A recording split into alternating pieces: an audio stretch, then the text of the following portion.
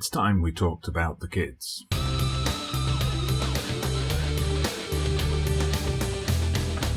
Hello there everybody, welcome back to the channel. Dodgy Gamer here with another episode of Andorra, the double challenge in which I take charge of the club, FC Andorra, and the nation of Andorra and try to lead them both down the road to glory. So we've got a big league match away to Sporting Gijón coming up for you today, but before that we've jumped back in time slightly to this season's youth preview. I'm just going to talk you through this before I show you this season's youth intake. I'm going to use this opportunity to do like a mini guide to how I approach these things. Okay, so we just zoomed in a bit to see what this youth intake preview looks like. So I got this obviously back in, I think it was late December. It was late December. That's right above my head. Anyway, we see here we've got this new feature in the game this year. So we've got the green to look at our positives and our orange for our not so good points. So just to talk you through this, they talk about two centre-backs that look rather promising. Top prospects in the centre of midfield. Forward who could be considered a fine prospect. And then, as usual, they name a player from a particular town. And a terrific group of players coming through. Potential to be a real golden generation. The one thing I would say, now we're going to get into things like star ratings and so on a little bit later. I think it's always worth thinking about what these things actually mean. So when they say rather promising, when they say top prospect, when they say fine prospect, what do they mean? These are obviously graded things because I've noticed some people seem to get frustrated. They say, hey, they told me I had all these fine prospects coming through, and I've got all these players with 3-star potential. Well, maybe it's just that 2.5, 3-star potential is a fine prospect. 3.5, 4-star potential is rather promising. 4-star or above is top prospect. You know, you have to think about it in that terms. Just because they've said something positive doesn't mean we're going to be getting a whole bunch of 5-star players. Same thing when they say it's going to be a golden generation for the club. I think that just means there's going to be a handful of players who have potential to make it into the first team squad someday, considering our current level as well, which is the Spanish second division. Maybe they won't be good enough to be first division players once they reach 20, 21 years old. That's hopefully where we'll be. So, you've got to bear that in mind as well. Bear in mind your club's current position. On to the negatives. They point out some issues, defensive midfielders, which is a shame because that is a key position in our formation. Same for goalkeepers and the wide midfielders, the attacking midfielders. So basically, we're just sticking to the spine of the team, centre-backs, centre-mids and an attacker. And that's fine, we're not going to get a full 11 of prospects coming through every season. Okay, so I'm now just loading up the game that I saved on the day of the actual youth intake. So we'll see how that translates, where the top prospect in centre midfield, what that looks like, the rather promising centre-backs and the fine prospects in attack. We'll see what they actually look like. So here we go, our annual youth candidate intake. So immediately we see Jorge Gomez, every reason to be excited about him. He's a centre-back, so he's our rather promising centre-back. Going on the star rating, gotta say, I'm getting excited.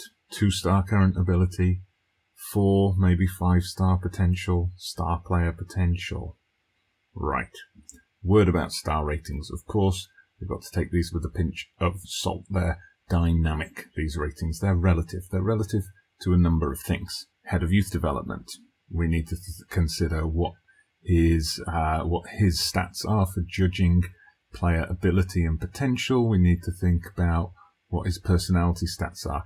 Then the coaches at the club, we need to consider their stats here as well. The current position of the club, as I said, we're an established second division team. Media rate us as a mid-table team. We've got lower reputation within the league, so all of that factors in. So a star player might mean by the time he's in his early 20s and we're hopefully in La Liga, he might then have become a 3-star player by that point. Let's have a look at what we're working with then with Jorge Gomez, so central defender. I mean, we're going to sign him. We're always going to sign these guys. We want to give the Andorran guys a chance to develop. So we immediately zone in on some of those key mental stats. So Bravery 14, Determination 17, Teamwork 13, Work Rate 15. That's a good base, we can work with that. Flair's not so great, but he's a centre-back. Leadership perhaps could be better. If we want our centre-backs to be leaders. On the physical side, natural fitness is a concern. It's a bit low, as only 5, but on the technical side, he's got decent first touch and tackling to start with, so there's plenty we can work on here. This will be our other centre-back or defender who was rather promising, I guess. So we've got one here with 3.5 star potential, ability, very high determination and driven personality. So that's good. He's also in the yellows for bravery, teamwork, work rate. We've got a bit of aggression in there as well. So he's going to be a combative fullback, I think. He's got the tackling there as well. Crossing, decent start. That's something we're going to have to develop. The complete opposite of Jorge Gomez in terms of natural fitness. Now that is where I just get the feeling a lot of FM players will stop looking and they'll think, these are only 2 or 3 star, and we'll end up passing them by. But I think we'll have a look. Now, interesting that, remember, the youth intake preview said a lack of wide midfielders and wingers coming through, but we've got one here.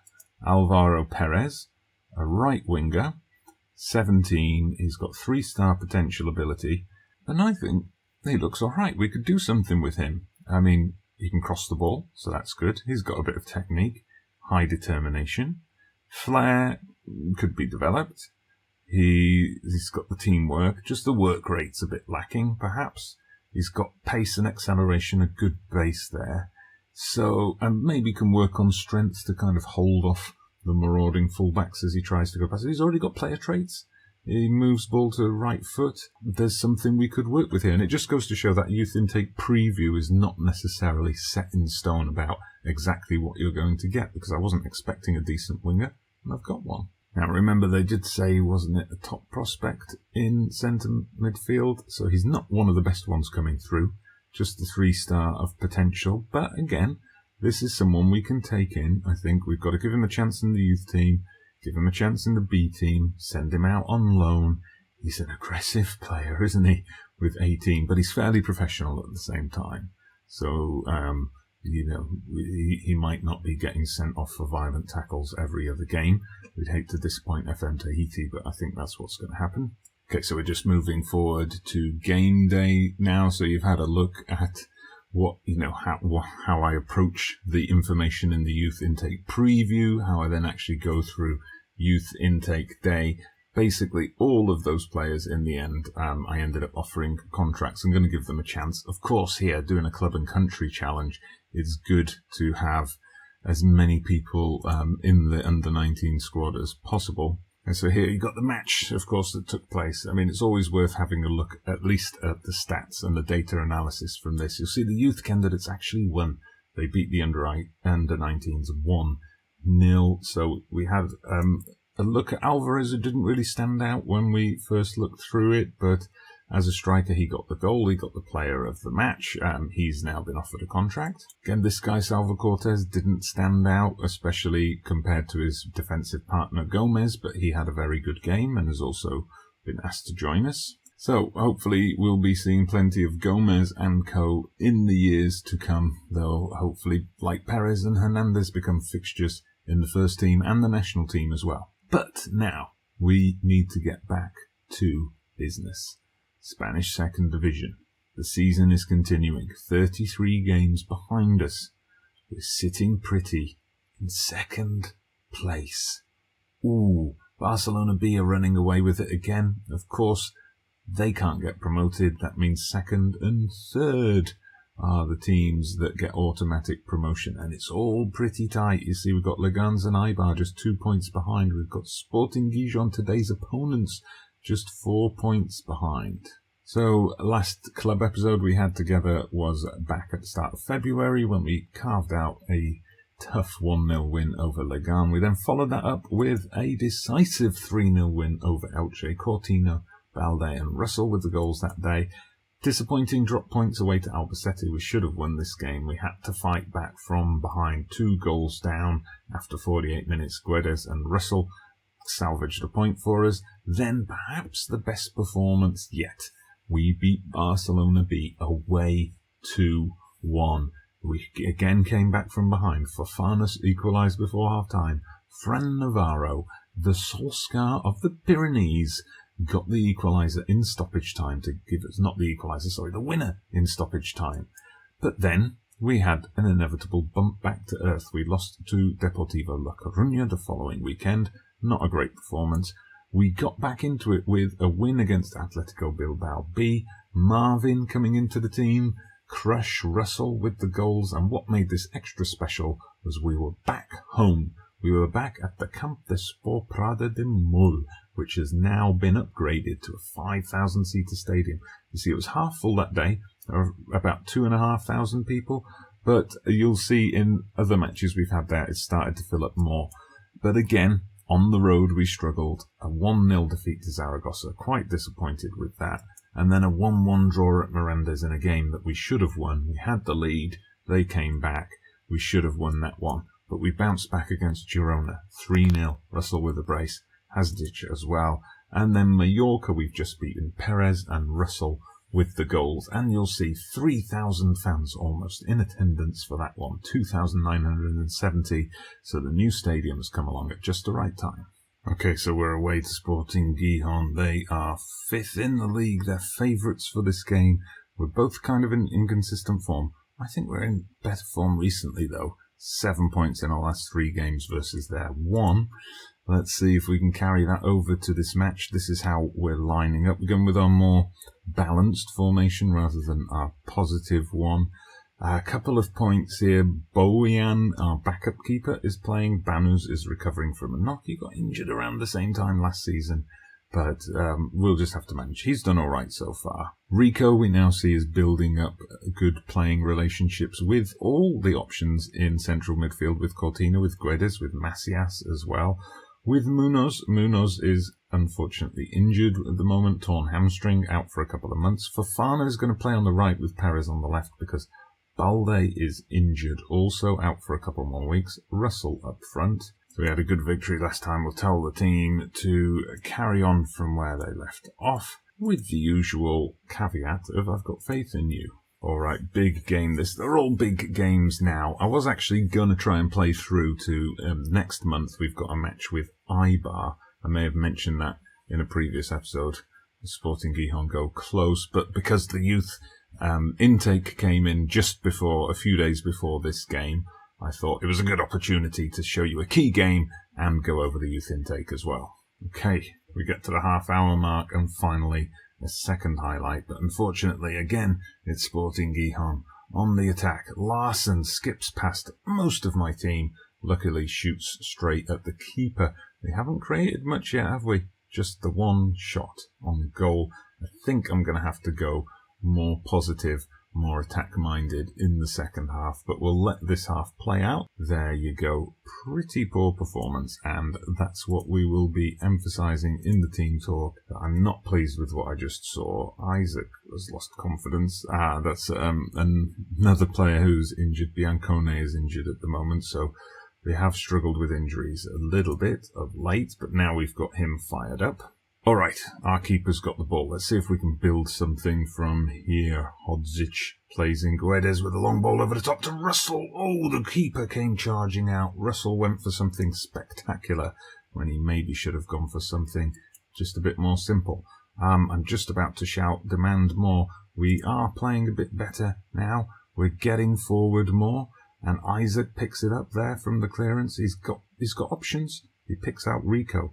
Good choice. Rico back to Isaac. He's got the space to cross, but he doesn't take it, and then Rico gives it away. Now the break is on with... Is that Busquets? Okay, Busquets plays it forward, and they've scored on the break. That was the danger of going more attacking.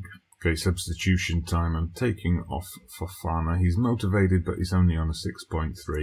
We'll bring on Marvin, who's been alright. He's had a good couple of games. He's better as an inverted winger. So that's what we'll let him be. I'm also going to swap up Macias for Cortina, because Cortina's only on a 6.6. Let's get the younger midfielder on to run havoc a bit. Right then, we've gone a bit more direct. early crosses as well. In transition, we're looking for long balls over the top. Let's see if that can push us over the line. Right, final substitution then. Fran Navarro, he's done it a few times for us this season. He comes on.